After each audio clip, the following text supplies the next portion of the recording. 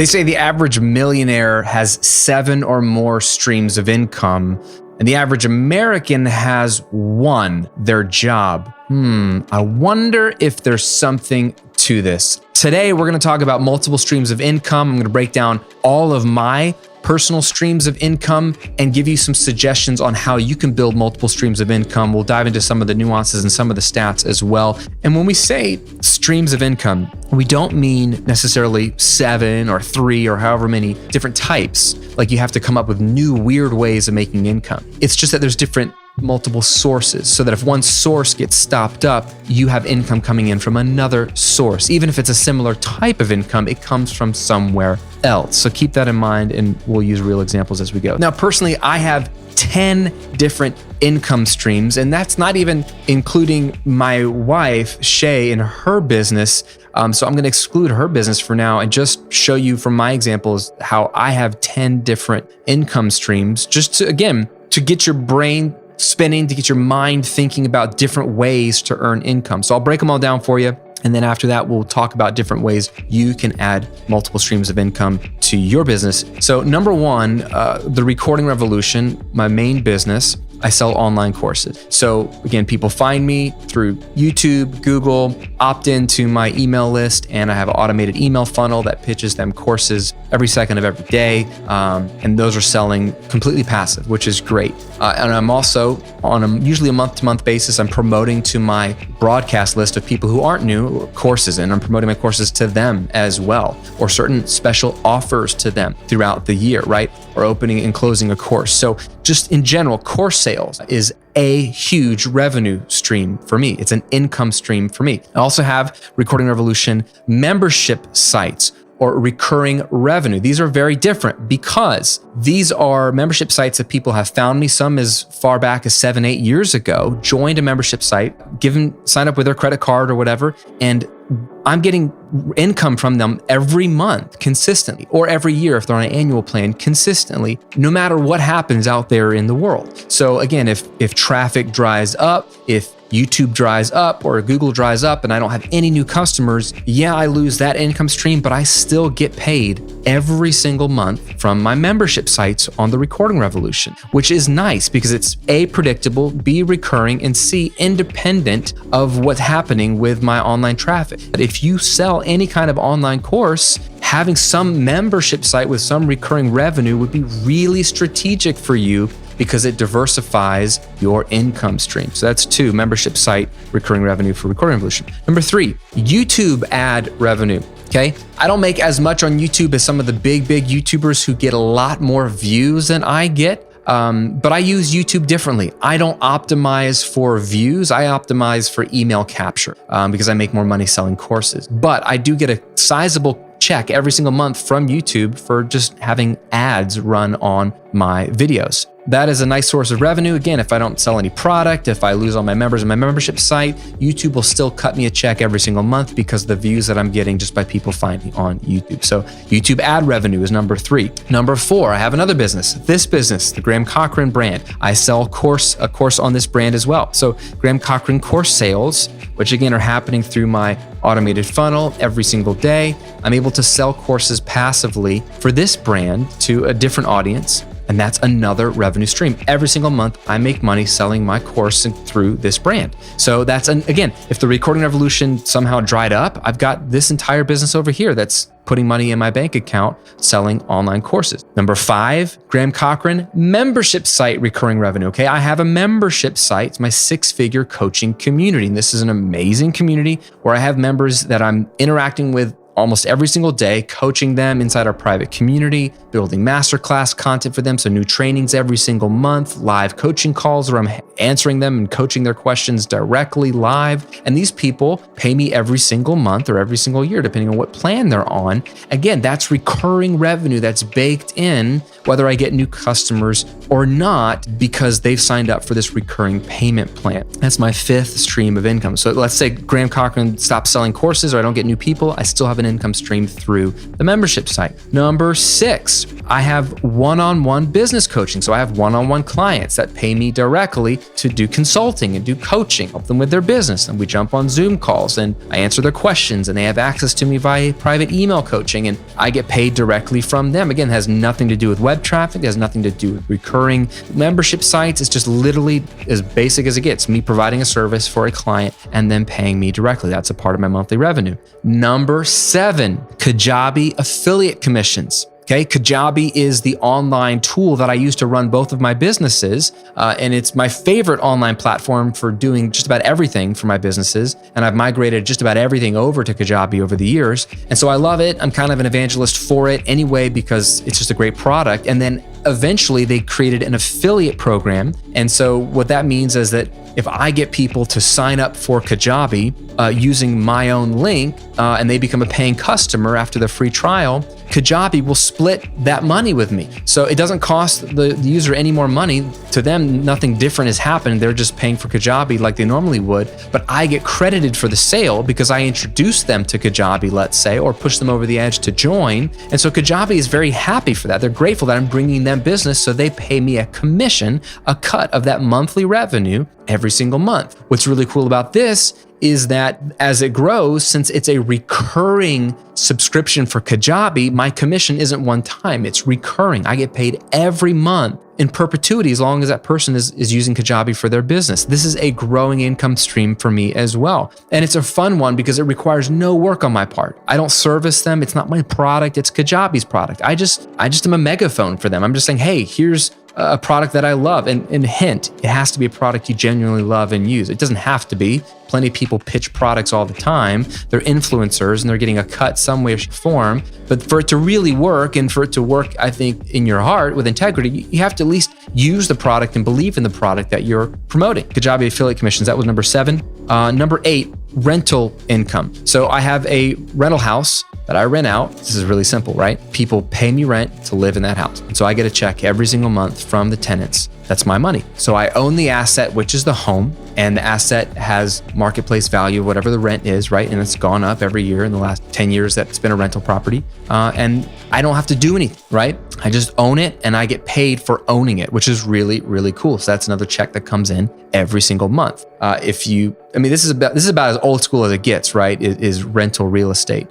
It's easy to understand. It's very dependable because everyone needs a place to live always. And if you buy a property that's very rentable, that's in that sweet spot, that's not too expensive, AKA it's a good family home, but it's not huge, then you're usually in good shape. This also can work with townhomes or condos that are in desirable areas. So rental income is number 8. Number 9, stock and bond index funds that we're invested in that pay me dividends and interest every single month. I don't pull that out as income, even though I could. I have it set to automatically reinvest the interest and dividends to buy more stock and bond shares through these index funds because I don't need the income right now. But if I really needed the income, I would just make a change in my brokerage account and they would start depositing money in my checking account every single month from the interest and dividends that these index funds pay. So again, that's awesome. That's just money that's paying me income without me having to do anything. Money making money. And number 10, I just kind of lumped these all together. I have some small royalties from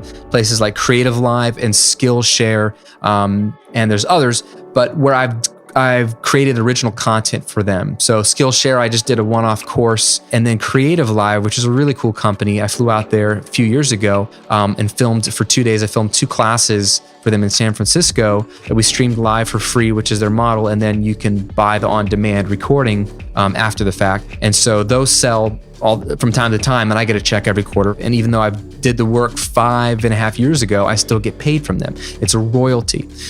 So it's not a ton at this point, but it's there and it's another income stream. So those are my 10 streams of income. Again, having multiple streams is wiser than having one. I don't think you need 10. I don't even think you need 7. I'm guessing you already have 1. That's either your day job or your business. If it's your day job and you haven't started a business, then starting your online business would be your second stream. And that's a great idea because many of you can run this second stream of income on the side. And that might be all you need it to be. It can create $1,000 a month for you on the side. Once you get it up and running, most of it will be passive. You'll just be making your weekly content and you'll be able to grow this thing. And you can use that $1,000 a month or more or whatever it is to pay off debt, to save for the future, to build wealth, to take a trip that you really wanted to take, whatever it is you want to do. Or you can ramp it up and create more of a full-time income. But if you do that, let's say now you're in full-time business for yourself. Okay, well now you've just traded one source of income for another. You haven't really expanded. You've gotten rid of your day job, which was one stream, and now you have your business with your core products that you're selling, your core online course or whatever it is. That's still one stream. So my challenge for you would be to add 2 more streams to what you're already earning, even if they're small. I'm not really worried about how much they bring in as much as that you have these streams of income. So start with your current job or business stream, and then consider adding 2 of the following. I'm going to give you 6 other potential ways you could have a stream of income. Okay, number 1, create some form of membership site to create recurring revenue. This is so critical. This has always been a good idea, but in the changing landscape of online anything, this is more critical than ever before, because we're seeing social media platforms like Facebook and Instagram change their algorithm. Same thing with YouTube, if you want to consider that social media. They're changing their algorithm, which affects whether your followers or your people see your stuff, which affects how many people are going to opt into your email list. So it's getting harder and harder to bank on consistent traffic because everything's changing. That doesn't mean you can't create a thriving online business. You can. It just means it's harder than it was 10 years ago, which means you need to diversify more than ever before. So don't bank on social media to always serve up the same amount of people every single day or every single month to see what you're doing. Don't even bank on YouTube or Google to serve up the same number of people. Get some of your people now into a membership model where you serve them, and you have to actually serve them a ton of value every single month, which is one of the cons of membership sites. I've done a whole pieces on this, the pros and cons of membership sites versus online courses. I'm a fan of both. Both have their place. But a membership site will create for you more residual income that's not as dependent on the whims of traffic. It can be up, it can be down. So lock in a membership site, build some kind of membership thing. Even if it takes you the whole year to map it out, to launch it at the end of the year. I don't care. Launch it at some point this year if you don't already have a membership site, and get that recurring revenue stream going. Number 2, if you have a podcast, or even a website, or even a YouTube channel, you can do this too. But if you have some kind of recurring show, get a sponsor. Get just one sponsor, someone to pay you every episode or pay you every month, however you want to work out the contract, to be your main sponsor. Hint, reach out to someone whose product or service you use and love so that it's easy to pitch, you feel comfortable about the arrangement, and you feel comfortable sharing it with your audience. And people will understand that you need a sponsor, right? Every content creator needs to be compensated in some way, shape, or form. It might be wise for you to add some sort of sponsorship model to what you do.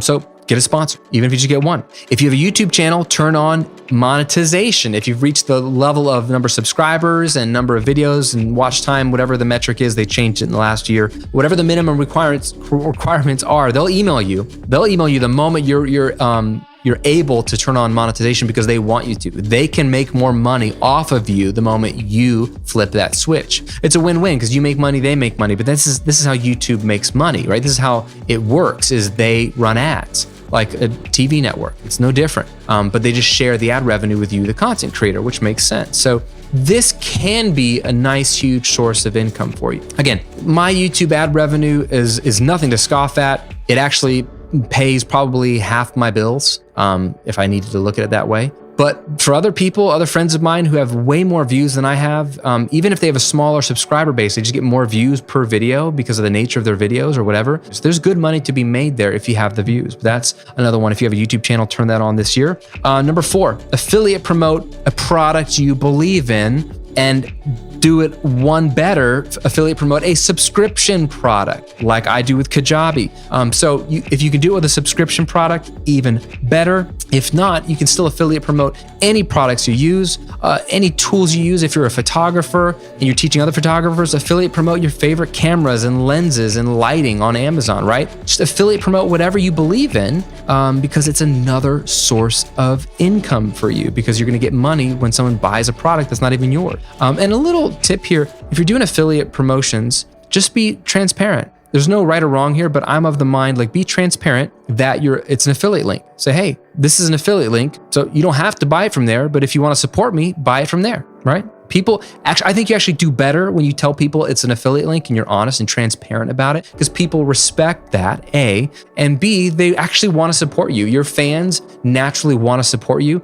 and maybe they don't feel comfortable buying a course from you, or they don't have the money yet. Number 5, how about this? Buy a rental property, invest in a rental property. And that might sound crazy, but it's not that crazy, actually. This is probably one of the more expensive upfront things to do and more time consuming in the front facing element of it. But this is like ultimate diversification, because we're moving away from anything having to do with you and your brand and your business and the internet entirely. And you're shifting some of your income. Let's say your business, you're making some decent money this year. Maybe you made 6 figures and you only need to live off of 60,000 and you made 100,000, and you've got 40,000 left over. I know I'm not talking about taxes here, but let's say you have 40,000 or 30,000 or 20,000 or $10,000 sitting around. And you're like, what do I do with that money? Well, one thing you could do is put it to work by buying a small little house or condo or townhouse, right? Buy a property, use that money as a down payment. You're gonna have to do your research. You're gonna have to figure out A, what you can afford, what rents would be on a similar size and located property,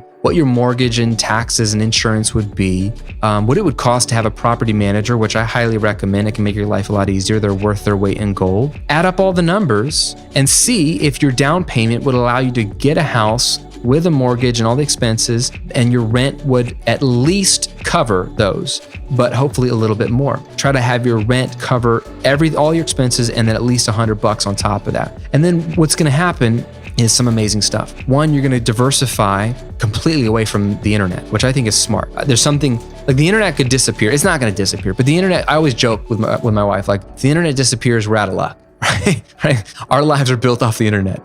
We don't make money if the internet doesn't work. So if the internet stops working one day, like, no money. Needless to say, when the internet goes down, my income goes down. So there's something to me tangible about owning property, right? I own this condo that I'm in right now. Now, this isn't a rental property, so I don't make money off of it as income. We actually own it as use it as office space, let's say. We use it as a utility, but it's an investment property that I own that's going up in value over time and can be turned into a rental property if we no longer need it for work, let's say. But my rental house is as real and as simple as an income stream as it can get, right? It's an asset that I own. I have a tenant in it. I've had tenants in it for 10 years, multiple tenants, some great, some okay, but it's really, really simple. They sign a lease, which is like a subscription where they have to pay every single month. You know how much they're gonna pay, and they can't really get out of it without paying you in advance to get out of it. And then if they wanna leave or they break the lease, you can get someone else in it, because someone's always gonna need a place to live. And as long as you have an attractive rent for your area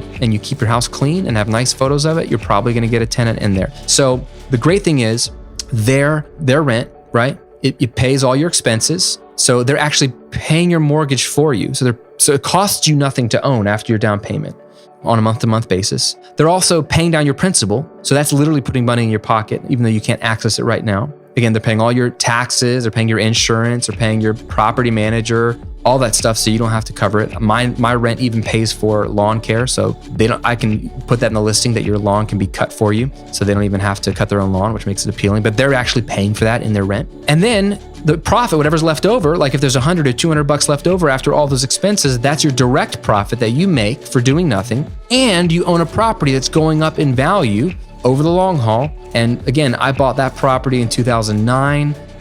It's gone up probably $80,000, $90,000 since then. So that's free money just by owning it in that time frame, which is incredible. And if you ever want to sell it or cash out, refinance or whatever, you have all this equity building up in it. It can be converted into liquid equity. So the beautiful thing about real estate is that it's pretty boring. Yes, it requires ongoing repairs and things like that. But again, if the rent more than covers your expenses, you pile all that extra money into a savings account. If you're smart, you don't spend it, and you use that to fix stuff when it breaks, freshen stuff up when you need to, put a new carpet when you need to.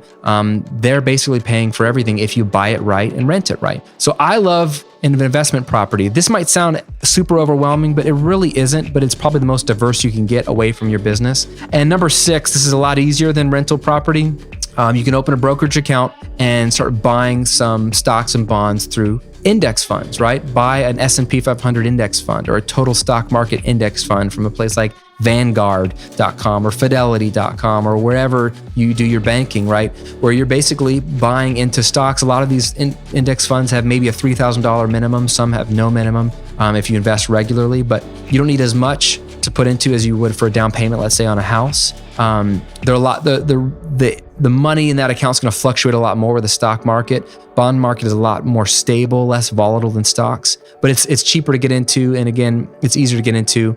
You'll make a little bit less money because again, you don't own a bigger asset, like $10,000 buying a $100,000 property. If that $100,000 property goes up by 10%, you make $10,000. You make 10% off the whole property, not what put in. So you can make more on your money in real estate than you can in stocks and bonds because of leverage, but it's a lot easier to get into an index fund than it is a property. You want to think of your business as a way to diversify from your business into other asset classes like stocks and bonds and real estate, but these can also become a source of income for you, right? So these are the 6. Membership sites for recurring revenue, sponsor for your podcast or your YouTube channel, turning on YouTube monetization so you can get YouTube ad revenue, affiliate promote something, especially a subscription that you really believe in, purchase rental real estate this year, and invest in some stocks and bonds through an index fund and a brokerage account this year, right? Outside of your retirement account, because you should have that. But that's your long-term wealth building. I'm talking about outside of your retirement, just an additional source of income for you, should you need it. Again, I don't care how much these make. I don't care if you add all 6 or if you only add 2,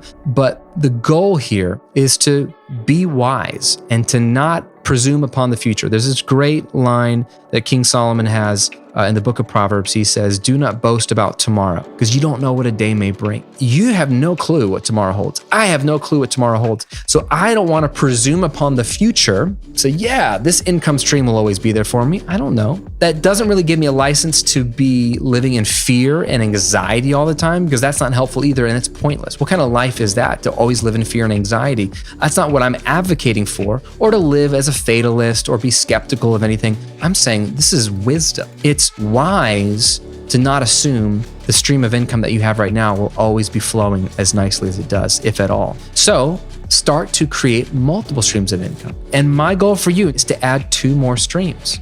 I don't care if they're small, but add at least 2 more. So you have at least 3 streams of income this year. If you can do that, you will be on your way to living like millionaires, living like wealthy people live. Wealth isn't all that it's cracked up to be. That's not the ultimate goal, but you can see a correlation between people who build wealth and people who don't, or the people who don't rely on one stream of income. So that's something. And then if you want to go crazy, go to the magic number 7 that people talk about, right? 7 streams of income. If you want to go crazy, go to 10 like me. Do whatever you want to do, especially if these other streams of income are passive in nature, so they don't require you being active, which is why I like my real estate investment in stocks and bonds and the affiliate products and the recurring stuff. That's all great. But the goal is simple. Add more streams of income and you will be smarter. Thank you so much for tuning in.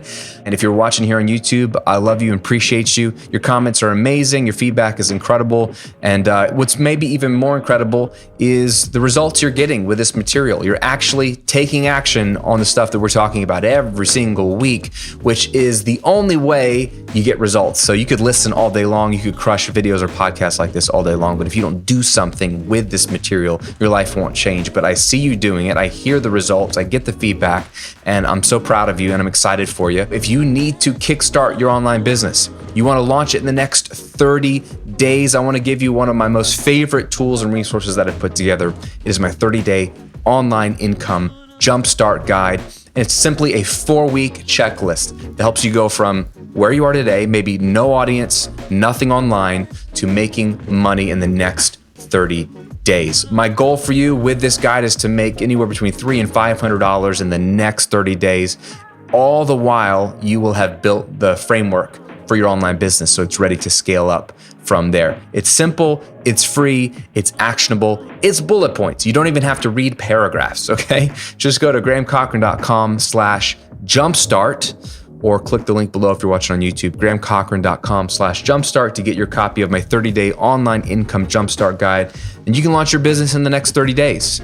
Look, at this point, we're almost halfway through the year, so you've still got time. You could launch your business and then have a whole half of the year to crush it, or whenever you're listening to this. Like, now is the time. If you didn't do it in the last year, now's the time. What better way to do it than with a simple 4-week checklist? GrahamCochrane.com/jumpstart to grab your 30-day online income jumpstart guide. Hope that helps, my friend. Stay healthy, stay safe, and I'll see you in another episode real soon.